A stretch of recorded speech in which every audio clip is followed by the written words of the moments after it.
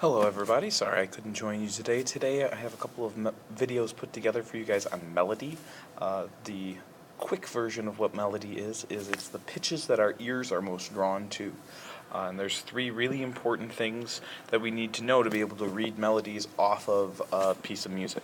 One, we need to know the clef. The two different clefs are the treble clef, which looks like this, and the bass clef, which looks like this. We also need to know the key. The key is going to tell us which note is do, whether it's A, B, C, D, so on and so forth. And then we also need to know the scale, which is going to tell us the order of whole and half steps that we're going to do as we move away from do. I know a lot of that probably sounded like hieroglyphics, but hopefully as the video goes on, it starts to click together. Here's our good old familiar major scale, going from do, as you can see down here on the bottom, up to do on the top, and passing through the solfege that we covered last year. Here is what our major scale sounds like. Do, re, mi, fa, sol, la, ti, do.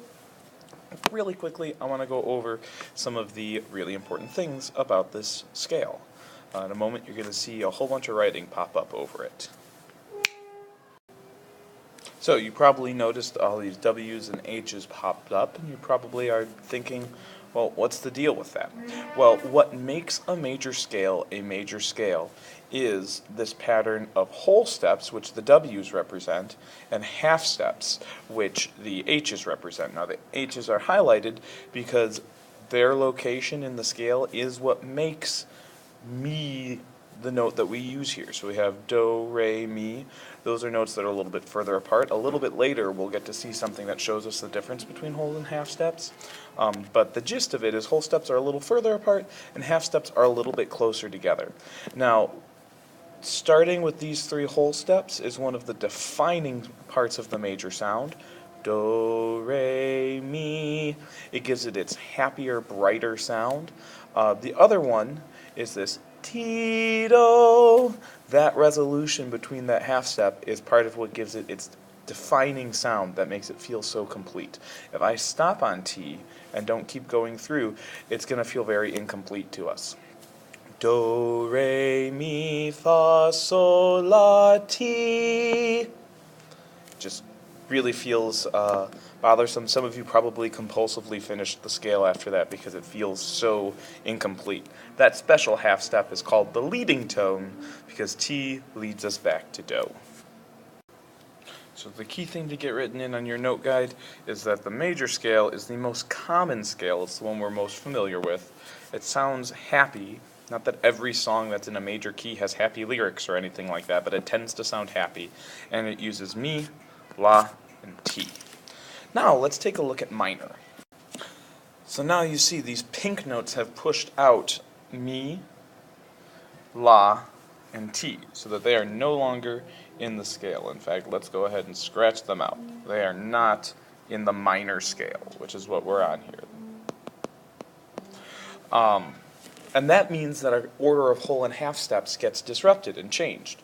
Now, instead of going do, re, mi, I know that this looks like it would be pronounced me, but it's actually pronounced may. And that distance between re and may is that half step. It's going to give it a darker, more mysterious quality. Do, re, mi. As you can hear, it has that like semi-spooky thing going on with it. Here's how the whole scale sounds together. Do, re, mi, fa, sol, la, te, do. And going backwards. Do, te, le, sol, fa, mi, re, do. So here are the vital facts about minor. Minor still sound, it's pretty common. It's not as common as major, but it doesn't sound totally out of the ordinary. And it replaces mi with may, la with lay, well, ti with te. That auto-corrected, sorry about that. But that should be ti, not to. And it sounds sadder, more mysterious, and spooky. So that's what you want to make sure you have in those blanks underneath the minor part of your note guide. So to this point, we should have the solfege written in for each of those scales, the 3 important things for reading, and the 3 important characteristics of both major and minor scales. This last part of this video you can come back to again after you've watched the note name video as well, but this is going to show you that difference between whole and half steps. So in a moment you're going to see my solfege nicely written out on these keys. So boom, magically I've got my solfege out. So for right now, C is my do, so that's what key I'm in. And I have my whole step here. Now when you see it written out, you see how there's this black key in between these? That's what makes it a whole step. So do to re, I skip over this note in the middle, and that makes it a whole step. Do, re, mi, there's no note in between, mi, fa, that makes it a half step. Mi, fa, sol, la, ti, do, no note in between those 2 keys, so that's where the half step is. Now notice what changes when I turn this into a minor scale. So notice my mi shifted up here to me, so now there's no note between re and me, and that's where my half step comes in. And then so to lay has a similar thing going on, and no longer is it ti do, there's this key in between, te do. So it can be a white note or a black note in between, it doesn't matter. As long as there's no note in between, it's a half step. As long as there's only 1 note in between, it's a whole step. And here is how I would play this minor scale. Do, re, mi, fa, sol, la, te, do. When you have finished putting your note guide in, both for the note names from the other video and all of the solfege things from this video, what you can do is get an iPad from the iPad cart. Don't record anything because other people's projects are on them and we haven't assigned numbers out yet.